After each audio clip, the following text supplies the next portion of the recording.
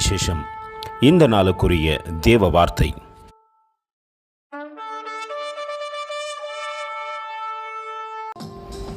Then hear thou in heaven their prayer and their supplication, and maintain their cause.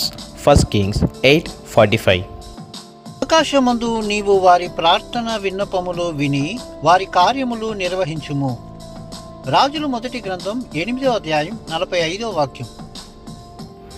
பரலோகத்தில் இருக்கிற தேவரீர் அவர்கள் விண்ணப்பத்தையும் வேண்டுதலையும் கேட்டு அவர்கள் நியாயத்தை விசாரிப்பீராக. 1 ராஜாக்கள் 8:45. அன்பின் தேவ பிள்ளைகளே, நம்முடைய தேவன் பரலோகத்தில் வீற்றிருக்கிறார். அவருக்கு நேராய் நம் கைகளை ஏறெடுத்து நம் விண்ணப்பத்தையும் வேண்டுதலையும் அவரிடத்திலே சொல்வோமானால் நிச்சயம் அவர் கேட்டு நியாயத்தை கொடுக்கின்ற தேவனாய் இருக்கிறார். எசேக்கியேலை பாருங்கள்.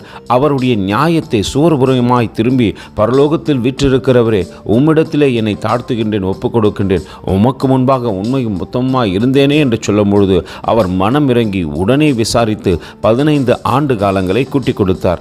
நாம் யாரிடத்திலே முறையிட்டு கொண்டிருக்கிறோம்? பரலோகத்தில் இருக்கிற தேவனிடத்திலே நம்முடைய எல்லாம் காரியத்தையும் சொல்லுவோமானால் நிச்சயம் நியாயம் செய்கின்றவர். அவர் இறங்கி வந்து விசாரித்து நியாயம் செய்வார். அந்த அன்பின் தேவனுக்கு நேராய் நம்மை தாழ்த்தி தரைமட்டமாய் ஒப்பு கொடுத்து அவரை பார்த்து சொல்லுவோமா, பரலோகத்தில் விட்டு இருக்கிறவரே உமக்கு கோடி ஸ்தோத்திரம். கர்த்தர் தாமே உங்களை ஆசீர்வதிப்பாராக. ஆமென். எங்களோடு கூட இணைந்து ஊழியம் செய்ய விரும்பினால் இந்த வார்த்தைகளை மற்றவர்களுக்கும் பகிர்ந்து கொடுங்கள். இது ராஜ்யத்தின் சுவிசேஷம்.